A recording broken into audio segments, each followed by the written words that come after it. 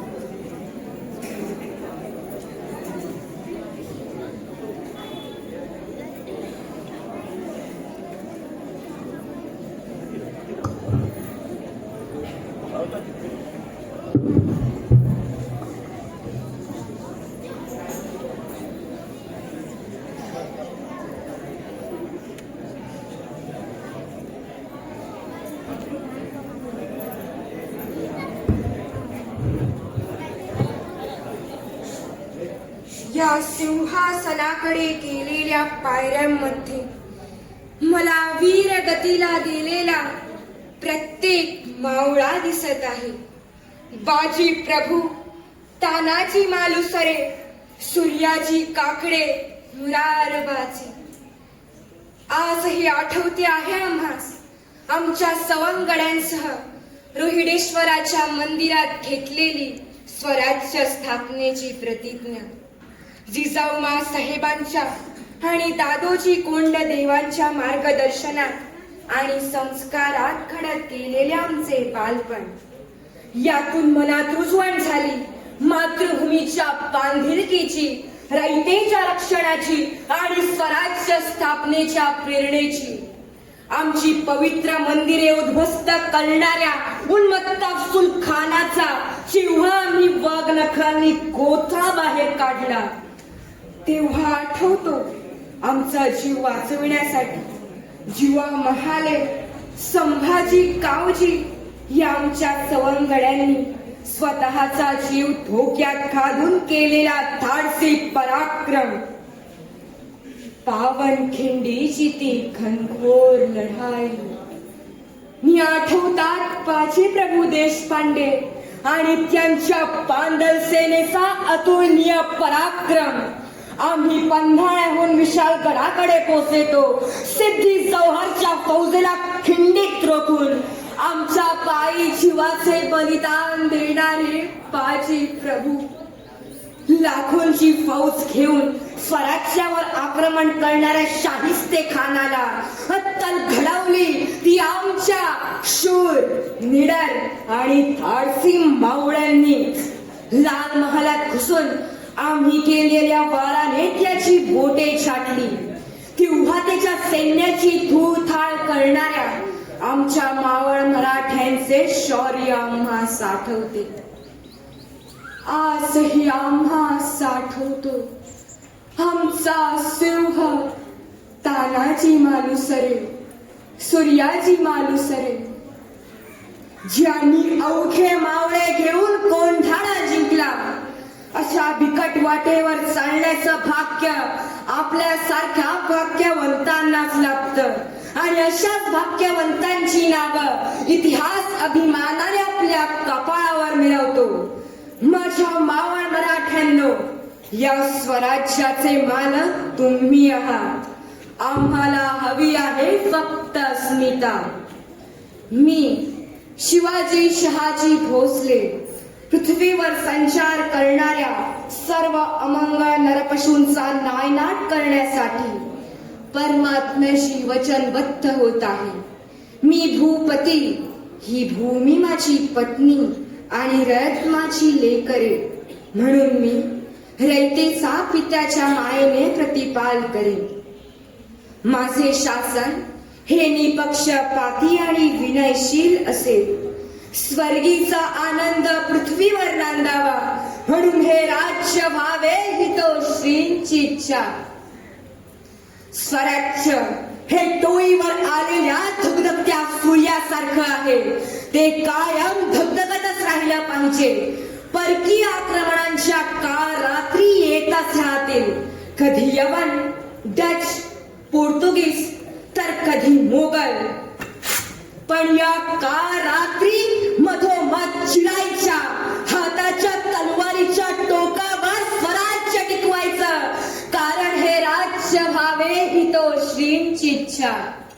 माझ्या वीरांनो, ही भूमी तुमची आहे. इथे नांदणारी प्रत्येक स्त्री ही आई बहिणीसारखी आहे आणि तिचं रक्षण करणं हे आपलं आद्य कर्तव्य आहे. स्वराज्याची शान आणि भगव्याचा मान अबाधित राहील असंच वर्तन ठेवायचं.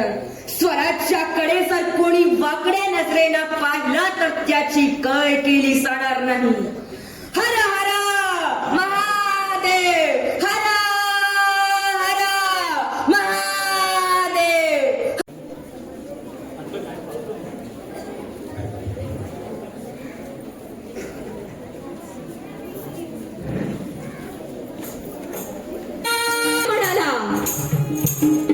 हा केवळ आमचा पुत्र नाही, तर अवघ्या मराठी जनाचा स्वाभिमान आहे. या मातेने आपला पुत्र गमावला तरी बेहतर, पण व्याळपणे पडून जाऊन मराठी मुलकांचा स्वाभिमान गमावता कामा नये. अशा वाघिणीचा तो छावा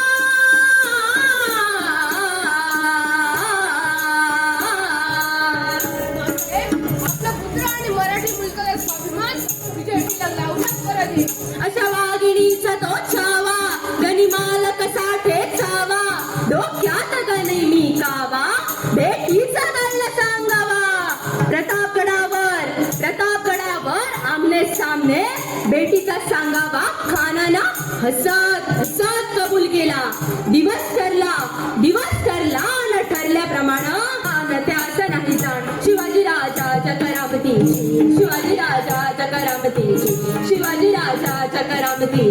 त्या असं नाही जाणीव शक्तीची करील काही कल्पना युक्तीची करील काही कल्पना युक्तीची करील काही कल्पना युक्तीची खानाच्या बेटीसाठी महाराजांनी एक शानियादार उभारला होता. बेटीसाठी छान उभारीला नक्षीदार शामियानाला आणि अशा या शामियानात कान डौलत डुलात आला सय्यद वाडा त्यांच्या संगतीला शिवबाच्या संगती माला राजाला पाहून खान म्हणतो कसा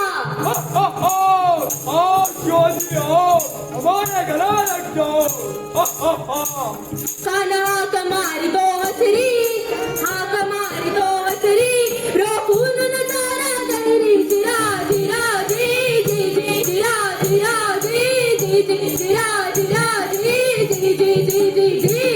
खानानं राजाला लिंगण दिलं अन दगा केला. कानदाभिमान मानला कटरीचा वार त्यानं केला.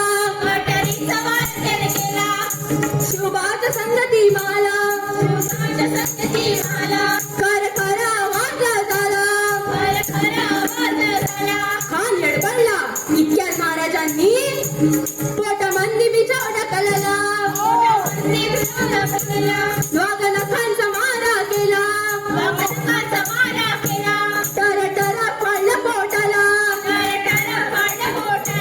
तड गेलं कानाचा कोत्रा.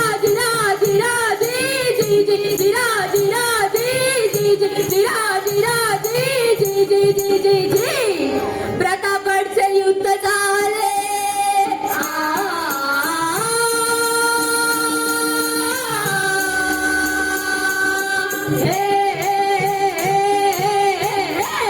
प्रतापगडचे युद्ध झाले. अधिराज्य करणारा राजा म्हणजे ज्याचं नाव भारताच्या इतिहासामध्ये सुवर्णाक्षरांनी लिहिलं गेलं ते म्हणजे श्रीमंत योगी हिंदवी स्वराज्य संस्थापक ज्यांचं नाव घेताना छाती अभिमानाने फुगते आणि आदरानं मस्तक झुकते ते म्हणजे श्रीमंत योगी छत्रपती शिवाजी महाराज. एखादा सामान्य बालक एक यशस्वी राजा होऊ शकतो त्यामागे नक्कीच काहीतरी विशेष अशी कारण असतील. शिवाजी महाराज एवढे मोठे राजा का घडले याचं पहिलं श्रेय जातं ते त्यांच्या मातोश्री जिजाबाईंना. कारण शिवरायांना घडवण्यात जिजाबाईंचं योगदान महत्वपूर्ण आहे. जे संस्कार रूपी बाळकडू संस्कारांचं जे बीजारोपण बालमनावर व्हायला हवं होतं ते जिजाबाईंनी केलं. आजच्या घडीला आपण पालकांसमोर मोठा प्रश्न उभा आहे की आपण म्हणतो आजची मुलं संस्कारहीन होत चाललेली आहेत. यासाठी आजच्या मातांना मी विनंती करतो की जिजाबाईचं अनुकरण करा ज्यामुळे तुमची मुलं सुद्धा संस्कारक्षम होऊन कर्तव्य दक्ष होतील. दुसरी गोष्ट मला इथे सांगावीशी वाटते ती म्हणजे संस्कार हे कुठून विकत घेता येत नाही, तर संस्कार आपल्या कुटुंबाकडून मिळतात आणि त्याचबरोबर पुस्तकी ज्ञानातून मिळतात. शिवाजी महाराजांवर जे संस्कार घडले, जे संस्कार त्यांच्या मातोश्रींनी घडवले, ते रामायण महाभारतातील बोधकथामधून घडवले गेले. त्यांच्यावर संस्कारांचं बीजारोपण केलं. ते कुठून विकत घेतले नव्हते, तर ते रामायण महाभारतातील ज्या बोधकथा आहेत, आदर्श कथा आहे, त्यांचं वाचन श्रवण केल्यामुळे शिवाजी महाराजावर हे उदात्त संस्कार झाले. तर आजच्या घडीला मी विद्यार्थी मित्रांना, पालकांना सांगू इच्छितो की आजकाल वाचन संस्कृती लोप पावत चाललेली आहे. वाचन संस्कृतीचा ऱ्हास होताना दिसत आहे. तर हे न करता मुलांनी चांगली चांगली पुस्तके वाचावी, चांगल्या चांगल्या कथा वाचाव्यात आणि त्यातून चांगले चांगले गुण आत्मसात करावे. म्हणजे आपणही चारित्र्य संपन्न, उदात्त, संस्कारशील, संस्कारक्षम नागरिक होऊ शकतो. दुसरी गोष्ट म्हणजे शिवरायांच्या चारित्र्यातून आपण घेऊ शकतो, ती म्हणजे आपल्याकडे तुटपुंजा जरी सोयी सुविधा असल्या तरी सुद्धा हार न मानता प्रतिज्ञा जर केली तर अशक्य असं काहीही नाही. शिवाजी महाराजांकडे तसा मोठा फौजफाटा नव्हता. ते तसे जन्मतः धनवान नव्हते, पण त्यांच्यानी ठेवलेली केलेली प्रतिज्ञा आणि ठेवलेली दूरदृष्टी यामुळे ते थोर राजा होऊ शकले. शिवाजी महाराजांचं शौर्य, शिवाजी महाराजांचा पराक्रम, शिवाजी महाराजांची यशोगाथा हे सगळं पाहिल्यावर पुन्हा पुन्हा म्हणावेसे वाटते. शिवरायांचे 8वावे रूप, शिवरायांचा 8वा प्रताप, शिवरायांचा 8वा साक्षेप भूमंडळी.